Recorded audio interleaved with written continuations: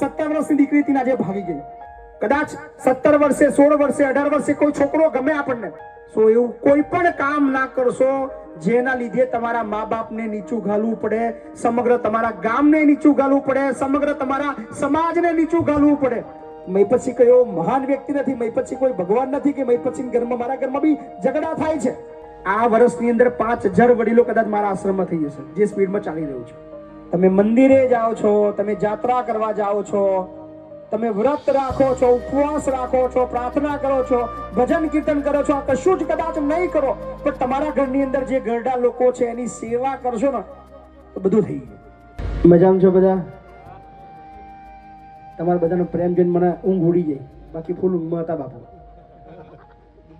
પણ પ્રોમિસ કરી હતી કે આવવાનું છે એટલે આવવાનું જ હોય. હે બોલીને ફરી જાય બાપુ ના કહેવાય. પણ અદ્ભુત કામ બધા યુવાઓ કરી રહ્યા છે અને ખૂબ આનંદ આવી રહ્યો છે. જ્યારે ખેડા જિલ્લાની અંદર આ બધા કાર્યની શરૂઆત કરી હતી ત્યારે લોકો હસતા હતા. મેં બોલતા હતા કે યુવાઓ રાજ કરશે, યુવાઓ રાજનીતિમાં આવશે, યુવાઓ દરેક ક્ષેત્રની અંદર આગેવાની લેશે, દરેક ગામના એક સરસ મજાના સામાજિક કાર્યો હોય કે કંઈ પણ બાબતની જ્યારે જરૂરિયાત ઊભી થશે ત્યારે હવે યુવા પેઢી આગળ આવીને દરેક વસ્તુની આગેવાની લેવાની છે. અને અત્યારે મને એ વાતની જીત દેખાઈ રહી છે કે દરેક ગામડે યુવા આગેવાની લઈને મસ્ત કામ કરી રહ્યો છે. સો આ મને મારી જીત દેખાય છે. So thank you. 6 મહિના કે વર્ષો સુધી એકાદ વ્યક્તિના જીવનની અંદર કદાચ મારી વાત ઉતરી જાય અને ત્યાં કંઈક બદલાવ આવે તો મારું અહીંયા આગળ આવવાનું સફળ છે. મારો હંમેશા એ પ્રયત્ન રહ્યો છે કે કોઈ પણ જગ્યાએ હું હાજરી આપું ત્યાં 2-5 મિનિટ જ્યારે પણ મને વક્તવ્ય આપવાનો મોકો મળે છે, મારી વાત રજૂ કરવાનો મોકો મળે ત્યારે કદાચ મારી એક નાનકડી વાતથી કોઈ એક વ્યક્તિના જીવનની અંદર પરિવર્તન લાવવામાં હું સફળ થઉં તો એ મારો ફેરો સફળ છે એવું માનું છું. સો આજે બી મારી એ જ પ્રાર્થના છે ને એ જ મારો પ્રયત્ન છે. બહુ બધી મારી માતાઓ બેઠી છે, બહુ બધા ભાઈઓ બેઠા છે, યુવાઓ બેઠા છે. થોડી વાત સામાજિક ક્ષેત્રે કરી છે કારણ કે આજે આપણે જે જગ્યાએ બેઠા છીએ ત્યાં બીજી કોઈ ચર્ચા થઈ નથી, પણ સમાજની અંદર ઘણા બધા બદલાવની જરૂર છે. અને મારી વાત સમાજ એટલે કોઈ એક સમાજ માટેની નથી, સમગ્ર માનવ વ્યક્તિઓની વાત છે. આપણા ભારત દેશની અંદર આપણી જે સનાતન સંસ્કૃતિ છે એમાં એક જ વસ્તુ શીખવાડ્યું છે કે સમગ્ર માનવ જીવની તમે એમના પ્રત્યે માન રાખો, એમના પ્રત્યે દયા રાખો, નાત જાતના વાડા મૂકી દો. અત્યારે બહુ બધા યુવાઓ છે અને બધા લગભગ સોશિયલ મીડિયાની અંદર છે. સો એક નાનકડી હું થોડું ઘણું જોઉં છું એની અંદર મને થોડું દેખાય છે જાતિવાદના ઉશ્કેરણાજનક વાતો બધી હોય છે. કોઈ એક સમાજ પર કોઈ ટિપ્પણી કરે તો એ સમાજના લોકો એની પર આખા ગંદુ ગંદુ લખતા હોય છે. બીજા કોઈ સમાજ ઉપર જાય પછી એ આખું ચકદોડ ચાલ્યા કરે. એટલે બધા યુવાનોને મારી અપીલ છે કે કદાચ કોઈ આપણા સમાજ પર કોઈ ટિપ્પણી કરે છે તો એને જવાબ આપવાની જરૂર નથી, એને એનું કામ કરવા દો. કારણ કે દરેક સમાજની અંદર 2-5 એવા લોકો હોય જે સમાજને અંદર અંદર ઝઘડા કરાવવાનું કામ કરતા હોય છે. સો એની અંદર પ્લીઝ ધ્યાન ના આપતા. અને ખાસ જ્યારે બહેનો બેઠી છે, તમારા ઘરની અંદર ઘરડા લોકો છે ને? મારા વૃદ્ધાશ્રમ તો નહીં, મને ખબર છે. ખાસ સેવા કરજો. તમે મંદિરે જાઓ છો, તમે જાત્રા કરવા જાઓ છો, તમે વ્રત રાખો છો, ઉપવાસ રાખો છો, પ્રાર્થના કરો છો, ભજન કીર્તન કરો છો, આ કશું જ કદાચ નહીં કરો, પણ તમારા ઘરની અંદર જે ઘરડા લોકો છે એની સેવા કરશો ને તો બધું થઈ ગયું. આપણે ભગવાનની માનતા રાખીએ, ભગવાનને ત્યાં રોજ મળવા જઈએ, સરસ મજાના પ્રસાદ બનાવીને મંદિરે લઈ જઈએ, બધાને વહેંચીએ, પણ આપણા ઘરની અંદર આપણી સાસુમાં અથવા કોઈ પણ વડીલ આપણા ઘરની અંદર હોય અને એને મનગમતું ભોજન આપણે ના આપીએ તો એ પ્રસાદની કોઈ વેલ્યુ નથી. આ યાદ રાખજો. તમે કદાચ દુનિયાને દેખાડવા, સમાજમાં સારા બનવા, જાહેરની અંદર કદાચ લાખો રૂપિયા વાપરશો પણ તમારા મમ્મી પપ્પા અથવા તમારા સાસુ સસરા માટે જો ખર્ચો ના કર્યો તો તમારા એ પૈસા ઝીરો છે, યાદ રાખજો. સાહેબ, આપણા જીવનની અંદર, આપણા ઘરની અંદર એક ઘરડાના આનંદથી વધારે બીજું કોઈ સુખ નથી. કદાચ ઝઘડા દરેકના ઘરમાં થાય. મારા ઘરની અંદર મહિપતસિંહ કદાચ તમને જ્ઞાન આપે છે. મહિપતસિંહ કયો મહાન વ્યક્તિ નથી, મહિપતસિંહ કોઈ ભગવાન નથી કે મહિપતસિંહ ઘરમાં, મારા ઘરમાં બી ઝઘડા થાય છે. બધું જ એ માનવ જાતિની અંદર બધું જ કોમન છે. પણ એનો મતલબ ક્યારે એ ના થવો જોઈએ કે આપણા ઘરની અંદર આપણા જે વડીલો છે એમને ક્યારે સાંભળવું પડે, એમને ક્યારે એમની ઇજ્જત નથી થતી એવું એમને ફીલ થાય, એમનું વારંવાર અપમાન થતું હોય એવું લાગે, એમને વારંવાર આપણે ઉતારી પાડીએ, એમને આપણે ગણતરીમાં ના લઈએ, આપણે એમની કોઈ વાતની ગણતરી જ ના કરીએ, એમને કહીએ વારંવાર તમને ખબર નહીં પડતી, તમે ચૂપચાપ બેહી રહો. આ ઉંમરની અંદર તમારે બોલવાનું ના હોય, શાંતિથી બેહી રહેવાનો, ખાઈ પીને ભગવાનનું નામ લો. આવું ના થવું જોઈએ. એ જ આપણા સાચા ભગવાન છે. એ જો દુખી છે તો તમારું દુઃખ નક્કી છે. તમારી એ જ પરિસ્થિતિ આવવાની છે. કારણ કે આપણે જ્યારે યુવાન હોઈએ છીએ ત્યારે આપણને એવું લાગે કે યાર આપણે ક્યારે ગરડા થવાના જ નહીં. આપણી જે ડોસીમાં છે એ જે જિંદગી જુએ છે એનાથી ચલાતું નથી, એનાથી બોલાતું નથી, એનાથી ખવાતું નથી, એનાથી કોઈ કામ નહીં થતું. ખાટલામાં છે આપણને એવું અભિમાન આવે કે આ જિંદગી મારે નહીં જોવાની. એ જ જિંદગી 10 વર્ષ 20 વર્ષ પછી તમારી છે. પણ તમારા જો કર્મો સારા હશે, તમે જો તમારા ઘરડા લોકોની સેવા કરશો, આજુબાજુના લોકોની બી સેવા થાય.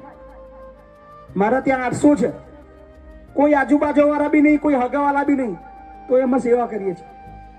કોઈ નોંધ લે કે ના લે, ભગવાન તમારા કામની નોંધ લેશે. તમારા ફરિયાની અંદર પણ કોઈ વડીલ હોય, જેનું કોઈ ના હોય, સાહેબ એક ટાઈમ બી રોટલો ભલે હુકો બી હોય હાલી આવજો. કદાચ એ ભૂખ્યો હશે ને 3 દિવસનો, એ હુકો રોટલો બી એટલા આશીર્વાદ તમને આપશે કે તમારી હાથ પેઢીમાં ક્યારે દુઃખ નહીં પડે. આ યાદ રાખજો. બીજું કશું વધારે બોલતા તો મને નહીં આવડતું, પણ એક વસ્તુ ચોક્કસથી કહેવી છે કે જે હું રોજ અત્યારે દુઃખ અનુભવી રહ્યો છું, રોજ 20 એડમિશન આવે છે, રડતા કકડતા એક જ કમ્પ્લેન છે, ઘરમાં રાખવા તૈયાર નહીં. આઝાદી જોઈએ છે બધાને, પણ ઘરડું માણસ ઘરની અંદર કોઈને ગમતું નહીં. આના પરિસ્થિતિ ચાલી તો મેં હમણાં જ કીધું કે આ વર્ષની અંદર 5000 વડીલો કદાચ મારા આશ્રમમાં થઈ જશે, જે સ્પીડમાં ચાલી રહ્યું છે. તો આ એક બહુ મોટું દૂષણ છે. વૃદ્ધાશ્રમ અમે કેમ ચલાવી રહ્યા છીએ? બીકોઝ એ વ્યક્તિ, એ વડીલ મરી ના જાય, રોડ ઉપર જિંદગી ના જીવે એટલા માટે. પણ અમારો અંતિમ લક્ષ્ય એ છે કે મારા વૃદ્ધાશ્રમમાં એક પણ વડીલ ના રહે, એ માટેની મહેનત અમે કરવા નીકળ્યા છીએ. તો બધાને બહુ બધી અપીલ છે કે તમારા વડીલને સાચવજો. એનાથી વિશેષ બીજું એક વસ્તુ કે તમારા બાળકને ભણાવવા માટે ખર્ચો કરજો. તમે દરેક તહેવારો પાછળ ખર્ચા કરો છો, માનતાઓ પાછળ ખર્ચા કરો છો, અને તમને જે સારું લાગે એની પાછળ તમે ખર્ચો કરો છો. પણ શિક્ષણ માટે હજી જેટલી ખર્ચની જરૂર છે, જેટલી જાગૃતિની જરૂર છે, એટલો ખર્ચો હજી ગામડા વિસ્તારની અંદર અને સ્પેશિયલી આપણા સમાજમાં કરવામાં નહીં આવતો. ભણવા બાબતની અંદર, દીકરીના ભણવા બાબતમાં પણ આપણે ધ્યાન નથી આપતા.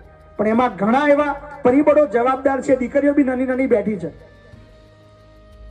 બહુ બધી ઘટનાઓ હવે સ્પીડલી વધી રહી છે.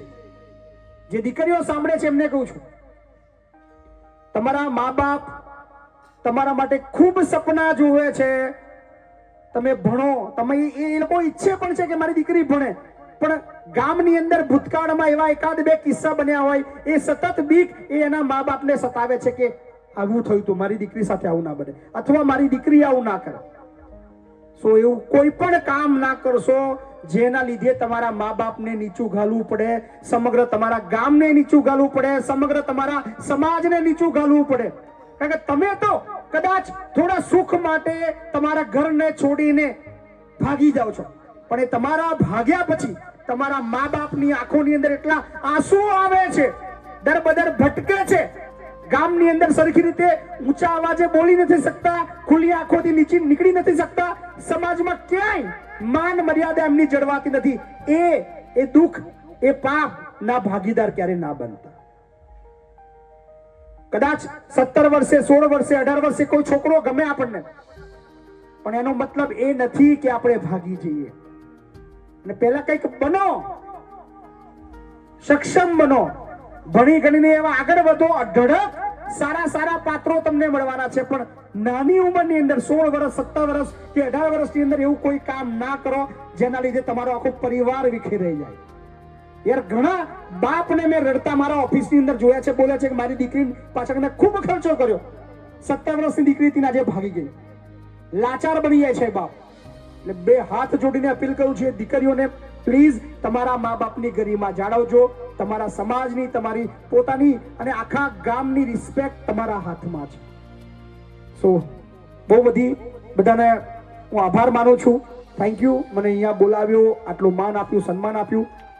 અને ઓલવેઝ જ્યારે પણ આ ગામની અંદર કાર્યક્રમ હોય મને જાણ કરજો, ચોક્કસથી આવીશ. અને એ સિવાય જ્યાં પણ મારી જરૂર પડે, જે પણ અહીંયા આગળ બાળકો બેઠા છે, જે પણ સમાજના હોય, જે પણ ધર્મના હોય, જેને ભણવા માટેની જરૂર પડે ચોક્કસથી મને યાદ કરજો. જેને જે ભણવું હશે, ધોરણ 6 થી લઈને કોલેજ સુધી જેને જે ભણવું હોય, જેટલી ફી હશે, જે કોલેજમાં જે સ્કૂલમાં ભણવું છે, ખાલી એકવાર આવી જજો, એની ગેરંટી મારે ત્યાંથી તમને હું ભણાવીશ. 1 પણ રૂપિયો ફી ભરવાની નથી. પૈસા માટે તમારું ભણતર નહીં અટકવા દો એની હું ગેરંટી આલું છું.